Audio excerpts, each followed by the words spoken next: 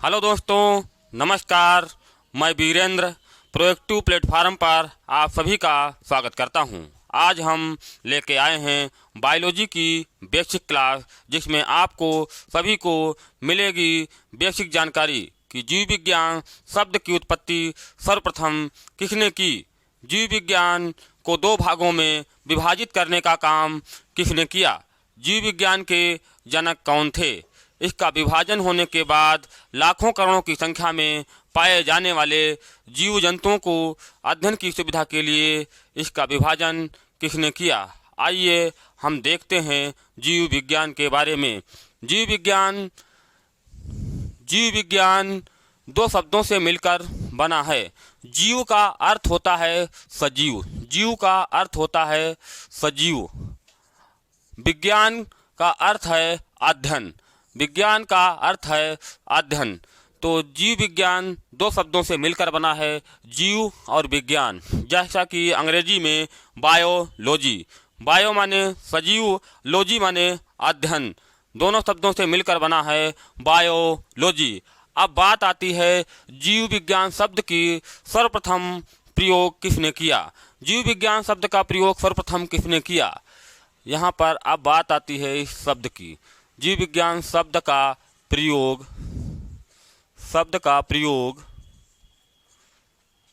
सर्वप्रथम 1802 ईस्वी में लैमार्क एवं ट्रेविरेनस, कौन थे? Lamarck and Treviranus. लैमार्क और ट्रेविरेनस दोनों लोगों का नाम आता है। आप सोच रहे होंगे कि जीव विज्ञान शब्द का प्रयोग दो लोगों ने क्यों दिया, क्योंकि लैमार्क ये फ्रांसीसी वैज्ञानिक थे, फ्रांस के निवासी थे। कैसे वैज्ञानिक थे? फ्रांसीसी वैज्ञानिक थे। ये जर्मन के निवासी थे, जर्मनी वैज्ञानिक थे। इन दोनों लोगों ने एक शब्द का प्रयोग किया था जीव विज्ञान के अध्ययन के लिए, एक शब्द का प्रयोग किया, जीव विज्ञान। जो लैमार्क थे, लैमार्क ने जीव विज्ञान में पृथ्वी पर पाए जाने वाले सजीव प्राणियों में कशेरुकी और अकशेरुकी में विभेद बताया था। ट्रेविरेनस ये प्रकृतिवादी थे, प्रकृति को मानने वाले थे, प्रकृति यानी ईश्वर पर स्थायी रखने वाला काम करते थे। अब इन्होंने क्या किया था, दोनों लोगों ने देखा कि पृथ्वी पर पाए जाने वाले लाखों करोड़ों के पेड़ पौधे एवं जीव जंतु, पेड़ पौधे एवं जीव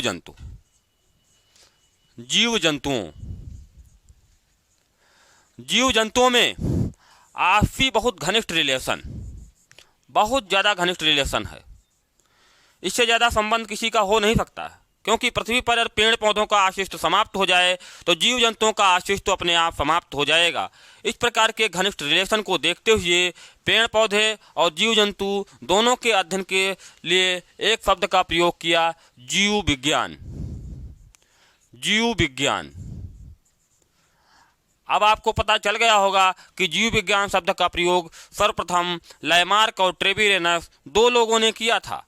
अब है जीव विज्ञान क्या है। जीव विज्ञान क्या है?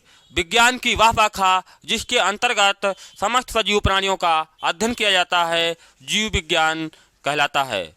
एक बार फिर, जीव विज्ञान की वह शाखा जिसके अंतर्गत समस्त सजीव प्राणियों का अध्ययन किया जाता है, जीव विज्ञान कहलाता है।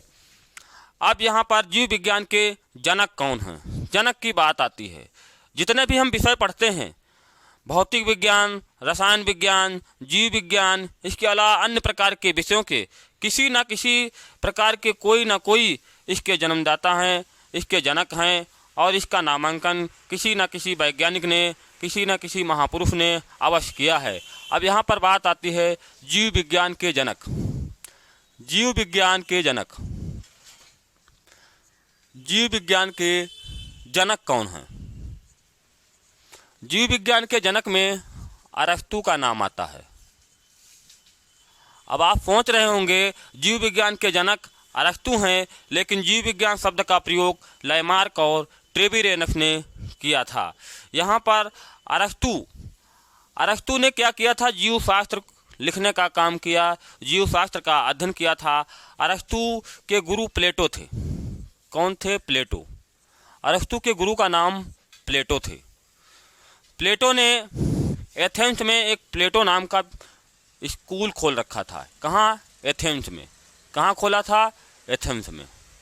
एथेंस में इन्होंने एक स्कूल खोल रखा था जहाँ पर अरस्तु ने शिक्षा अध्ययन की थी। अब अरस्तु ने ही जीव विज्ञान को दो भागों में विभाजित करने का काम किया, क्योंकि पृथ्वी पर लाखों करोड़ों की संख्या में जीव जंतु और पेड़ पौधा, इनका अध्ययन कर पाना बड़ा कठिन था, क्योंकि दोनों में कुछ ऐसे सजीव प्राणी पृथ्वी पर पाए जाते हैं जो जंतु पौधों की भांति दिखाई देते हैं और पौधे जंतुओं के जैसे लक्षण दिखाई देते हैं। कुछ ऐसे सजीव हैं, ऐसे जंतु हैं जो जहाँ पर जन्म ले लेते हैं पेड़ पौधों की भांति सारा जीवन काल उसी जगह व्यतीत कर देते हैं। कुछ ऐसे पौधे हैं जो कीट भक्षण करते हैं। इस प्रकार की असुविधा को दूर करने के लिए या अध्ययन के लिए दो अलग अलग विभाजन किए गए। अरस्तु ने दो भाग बांट दिए।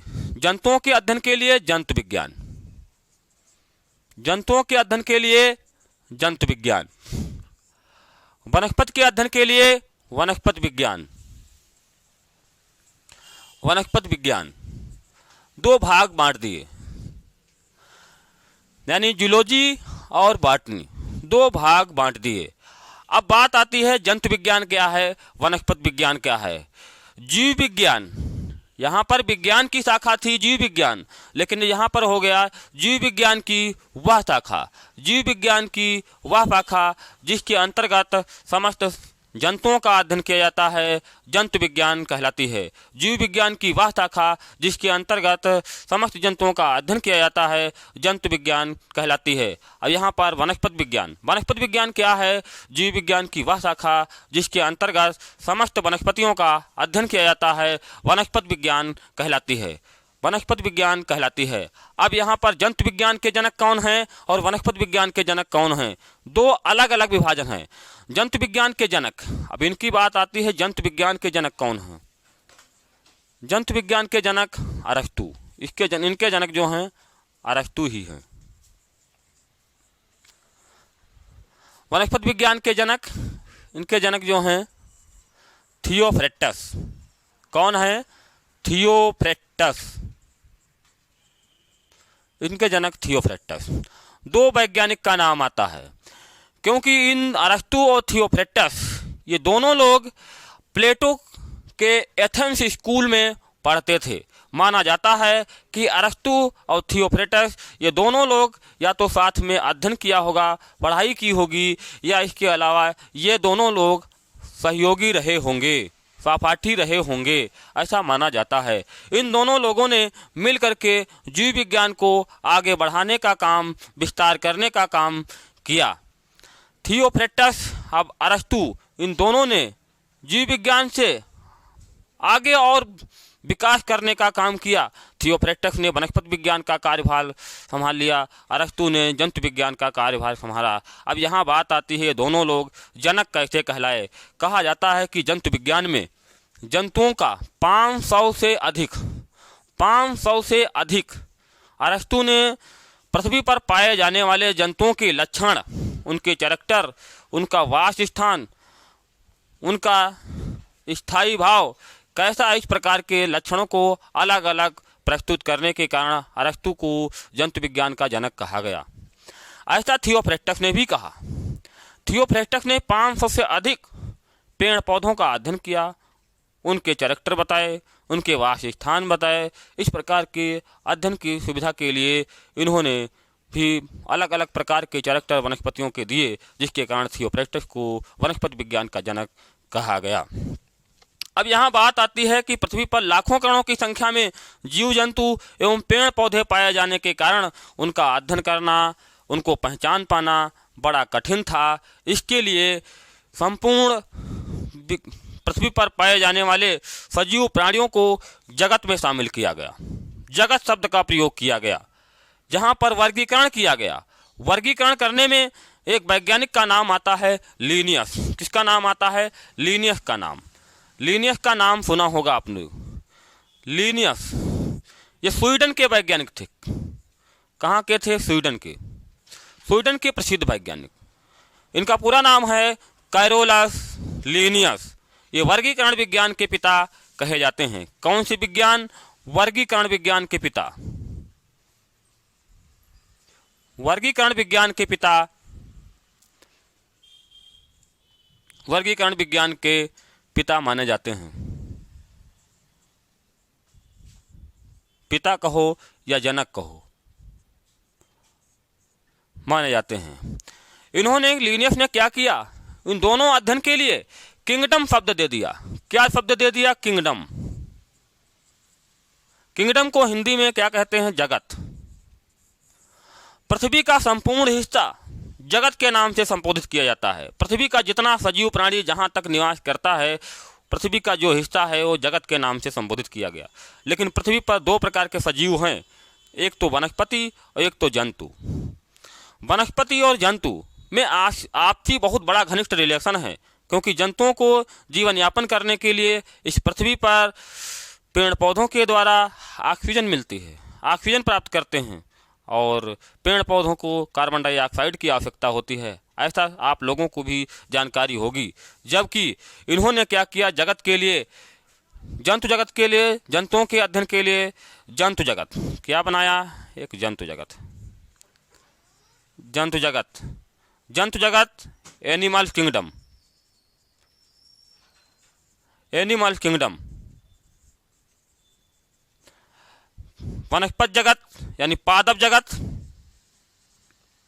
पादप जगत, प्लांट किंगडम।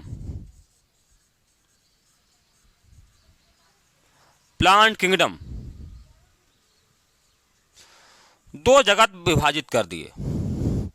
जंतु जगत के अंतर्गत समस्त प्रकार के जंतुओं का अध्ययन, समस्त प्रकार के जंतुओं को शामिल कर लिया गया, और पादप जगत के अंतर्गत समस्त प्रकार की वनस्पतियों को शामिल किया गया। जबकि इनकी अध्ययन की सुविधा के लिए जंतु जगत और वनस्पति जगत, इनको भी पांच भागों में डिवाइड किया गया, क्योंकि पृथ्वी पर पाए जाने वाले जितने जंतु हैं वो सब कोशिका के स्तर पर तीन प्रकार के होते हैं। आकोशिकी, एक कोशिकी, बहुकोशिकी। लेकिन पादपों में भी पृथ्वी पर एक ऐसा चरण है जिसमें पुष्प पाए जाते हैं, जिनको पुष्पोद्भिद, फेनेरोगेमिया जिनमें पुष्प नहीं पाए जाते हैं, क्रिप्टोगेमिया अपुष्पोद्भिद के नाम से जाना जाता है। आज यहाँ तक ही हम आपको बायोलॉजी का इंट्रोडक्शन बताते हैं। ये हमारा बायोलॉजी का प्रथम क्लास था, जिसमें बायोलॉजी से संबंधी बेसिक जानकारी प्राप्त हुई है। इसके इंट्रोडक्शन का कुछ अगला हिस्सा अगले पार्ट में आपको बताया जाएगा। धन्यवाद।